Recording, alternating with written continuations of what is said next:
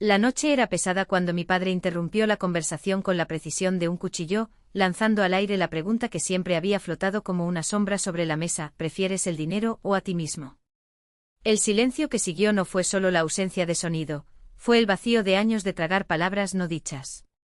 Adi, casi ahogándose con su propio aliento, parecía dispuesto a liberar lo que había estado cargando durante décadas. Pero no. No esa noche.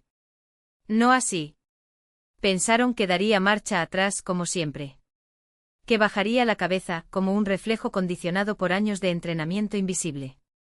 Pero había algo dentro de mí que era más agudo que cualquier acusación que me hicieran, una calma que no era pasividad, sino la certeza de quien ya sabe demasiado. Solo valoraban lo que yo podía dar, nunca quién era. Y fue en este sistema distorsionado donde aprendí, cuando era niño, que el amor tenía un precio, era moneda de cambio por la aprobación, por un asiento en la mesa. Si Sara olvidaba su tarea, la llevaba a la escuela. Si mi padre necesitaba que alguien cancelara sus planes, yo era su primera opción. Lo llamaron ser digno de confianza. Las llamé cadenas. Por fuera éramos la familia perfecta, fotos de vacaciones enmarcadas, risas fuertes, cenas que parecían sacadas directamente de un catálogo de felicidad. Otros nos envidiaban. Pero la suerte que nos atribuían era como un bonito vestido, era para lucirse, no para abrigarse. Solo Denny vio las grietas. Recuerdo el olor a té de menta en su pequeña cocina, los libros apilados, la forma en que sus manos, ásperas por trabajar tan duro, sostuvieron las mías mientras decía: no tienes que salvar el mundo, cariño. En ese momento no entendí que ella era mi mundo. Cuando él se fue, esa cocina se convirtió en mi refugio, la llave que guardaba en mi bolsillo como un talismán. Fue allí donde me acordé: alguien, una vez, realmente me vio. Ahora, sentada de nuevo en esa mesa, después de años de fingir que el anhelo no me dolía, miré los rostros que me moldearon y me vaciaron. No fue Maya quien pagó sus cuentas, quien construyó su vida con sus propias manos. Fue Maya quien lo arregló, quien se presentó, quien pagó la cuenta sin quejarse. Mi padre ni siquiera levantó la vista de su plato. Mi madre siguió cortando el jamón con la precisión de quien corta cintas. Sara hace girar el vino en su copa, como si celebrara algo. Y entonces de repente todo quedó claro como el clic de una puerta al cerrarse: esa casa nunca fue mía. Nunca he estado. Quizás por eso el ruido de los cubiertos no me destruyó como imaginaban. Me dolió, sí. Se quemó. Pero también iluminó. Mostraba la salida, clara como una señal de tráfico. Me di cuenta de algo que nunca me había atrevido a admitir: no necesitaba su aprobación. Ni de su culpa manipuladora, ni de las sillas que pensaban que eran suyas por derecho. Y por primera vez, partir no fue como darse por vencido.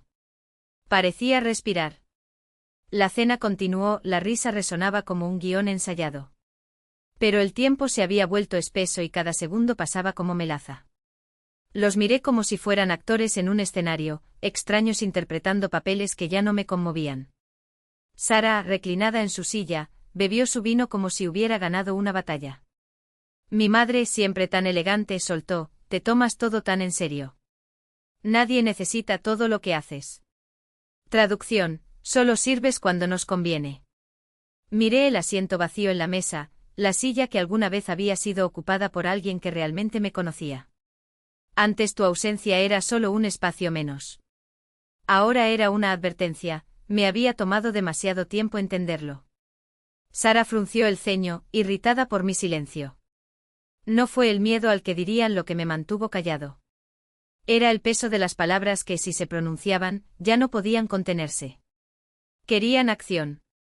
Doblé la servilleta con un gesto lento y deliberado y la coloqué junto al plato. Un movimiento simple pero que cambió el ambiente en la habitación. Sara fue la primera en darse cuenta, con las cejas arqueadas. Mi madre dejó de cortar. Mi padre finalmente miró como si sintiera el terremoto. Y entonces escuché mi propia voz, clara y firme, diciendo lo que debería haberse dicho hace años. Cuando me levanté para recoger mi abrigo en el pasillo, sentí que algo dentro de mí se reacomodaba: no era una fractura, no era una herida, sino una decisión. ¿Querían que me quedara? ¿Qué sería silencioso, pequeño y útil? Entonces guardarían silencio. Y no tenían idea de lo que realmente se estaban perdiendo. No cerré la puerta cuando me fui. No lo necesitaba. Algunas salidas no necesitan un golpe, solo necesitan ser definitivas. No grité. No levanté la voz. Simplemente caminé hacia la noche húmeda, dejando que el aire me mordiera los brazos como si pudiera desprender, capa por capa, la fina piel que separaba la lealtad del dolor. Las farolas parpadeaban débilmente a mi izquierda y por un instante vi mi reflejo distorsionado en el escaparate de una tienda cerrada, hombros tensos, la postura familiar de alguien que durante mucho tiempo ha llevado lo que nunca debería haber sido su carga. De alguien que, sin darse cuenta, se convirtió en el puente por el que todos caminaban, hasta que finalmente el puente se derrumbó. El trayecto hasta el coche fue automático, como si mis pies conocieran la ruta mejor que mi memoria. Cada rincón escondía una nueva capa de recuerdos. La vez que Sara lloró en el asiento del pasajero porque su tarjeta fue rechazada nuevamente, y yo fingí no escuchar el tono culpable en la voz de mi madre cuando me pidió prestarme el dinero del alquiler. Cada luz roja era un suspiro contenido, cada luz amarilla, una promesa que yo mismo había roto al convencerme de que esta vez sería diferente. Cuando me temblaron las manos al girar la llave en el contacto, no fue por miedo. Fue un reconocimiento. Fue la primera vez en años que el temblor no se debió a la incertidumbre sino a una claridad nítida. El apartamento me recibió con una luz pesada y amarilla, como si el aire mismo estuviera lleno de todo lo que no había sido dicho. Siempre me sentí como un campo de batalla disfrazado de hogar, los muebles en su lugar, las paredes intactas, pero el suelo socavado por explosiones silenciosas. Esa noche por primera vez sentí que se había recuperado ese territorio neutral, ese espacio donde me encogía para no molestar. Me senté a la mesa de la cocina, abrí mi computadora portátil e hice clic en el archivo que hasta entonces solo había existido como una sombra en un rincón de mi conciencia. Transferencias familiares. El título sonaba clínico, casi irónico. Como si 3 palabras pudieran resumir años de cheques rotos, mensajes a las 3 de la madrugada, Maya, es urgente, por favor, miradas sucias cuando me atrevía a preguntar dónde se había ido el dinero de mi cuenta de ahorros. Las racionalizaciones se acumularon como justificaciones podridas, lo necesitan, es solo por esta vez, no eres así. Pero allí en la pantalla, los números no mentían. Columna tras columna de retiros, transferencias de emergencia, depósitos que se evaporaban como humo. Durante años pensé que hablar me liberaría. Solo ahora lo entendí, hablar solo me había convertido en cómplice. La decisión llegó suavemente como el amanecer después de una noche de insomnio. No hubo ningún drama. No hubo ninguna duda. Con solo hacer clic en el botón enviar en el correo electrónico que había redactado semanas antes, cuando por primera vez, un abogado, cuyo nombre había escrito en una servilleta de bar, avergonzado, me dijo, cuando la generosidad se convierte en extorsión, la ley tiene algo que decir. Adjunté todo, extractos, impresiones de mensajes, hasta la factura de la reparación del auto de mi padre que olvidaron pagarme. Respiré hondo antes de presionar enviar, sabiendo que esa clave sellaba más que un correo electrónico. Selló un ciclo. ¿Querían una hija obediente? ¿Tendrían un extraño? Quería silencio. Habría consecuencias. La respuesta del abogado llegó más rápido de lo que esperaba. Ya hemos revisado el material. Esto no es asistencia familiar. Es un patrón de explotación financiera. Si estás listo, podemos seguir adelante. La palabra listo resonó en mi cabeza. Vi el ceño fruncido de mi padre cuando le pregunté, a los 19 años, si podía usar mi propio salario para comprar un título. ¿Para qué? Aquí nadie necesita un diploma. Escuché la voz de mi madre, dulce y venenosa. ¿Quién más cuidará de nosotros, Maya? Sonreí mientras escribía la respuesta, estoy listo. Los días siguientes fueron diferentes. No enmendé las disculpas que me ofrecieron por teléfono. No respondí cuando Sara llamó llorando y diciendo que su tarjeta había sido bloqueada por error. En lugar de eso construí un caso. Conocí a la abogada en un pequeño café del centro donde escuchó sin interrumpir cada detalle, desde la primera emergencia que me hizo vaciar mi cuenta de ahorros hasta la noche en que mi padre me echó en cara que aquí nadie te debe nada. Hizo preguntas precisas, citó artículos de ley que parecían sentencias. Una vez que presentemos esto, dijo mientras cerraba la carpeta, ya no serán su familia en el sentido legal. Serán acusados. Y por primera vez la palabra justicia no sonaba abstracta. Dejaron de ser mi familia cuando me trataron como a una caja fuerte. El día que llegaron los investigadores, el cielo tenía el color de un viejo moretón. Mi abogado se ofreció a representarme, pero yo quería estar allí. No por venganza. Por testimonio. Necesitaba ver el momento en que se dieran cuenta de que la hija que explotaban ya no era la misma que agachaba la cabeza. Desde la acera, la casa parecía igual, las mismas grietas en la pared, el mismo macetero de plástico en el porche. A través de la ventana de la sala vi la mesa colocada en el centro, como siempre había sido, el trono donde se tomaban las decisiones y donde, durante años, yo había ocupado el lugar de sujeto. No llamé. Empujé la puerta con la misma facilidad con la que entraba a servir el café. Mi madre se llevó la mano al pecho. Maya. No dijiste que vendrías. No respondí. Observé la escena, mi padre a la cabeza, mi madre a su lado, Sara en mi antiguo lugar, apoyada en la silla como si todavía fuera dueña del espacio. El olor a café quemado y a desinfectante barato llenaba el aire. ¿Qué estás haciendo aquí? Sara se cruzó de brazos. ¿En serio, todavía estás en eso? Salí de esto hace mucho tiempo. Encontré un lugar, me estoy arreglando. ¿Sin mi dinero? Yo pregunté. Ella puso los ojos en blanco. Ah, ya basta. En realidad, te estábamos ayudando. Lo gastarías tontamente. Mi padre se aclaró la garganta. Tu madre solo quiso decir que la familia es más importante que... Y mi independencia, agregué. ¿Qué pasa con mi dignidad? Antes de que pudiera responder, un fuerte golpe en la puerta los silenció. No fue un golpe. Era un anuncio. Buenas noches. La voz masculina resonó por el pasillo. Mi nombre es Agente Rivera, del Departamento de Delitos Financieros. Estamos aquí para hablar con Sarah Miller, Thomas Carver y Ellen Carver sobre una investigación sobre fraude y explotación económica. El silencio que siguió fue tan denso que se podía cortar con un cuchillo. Mi madre se levantó temblando. ¿Hay algún error? Entraron dos investigadores con maletines y expresiones que no dejaban lugar a la negociación. Uno de ellos me mostró un documento, la copia que me había mostrado mi abogado. Prueba A, transferencias recurrentes bajo presión emocional. Sara empujó la silla hacia atrás con fuerza.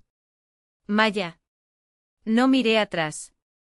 Cuando los agentes comenzaron a hacer preguntas, salí por la puerta trasera, donde el aire frío me recibió como un abrazo.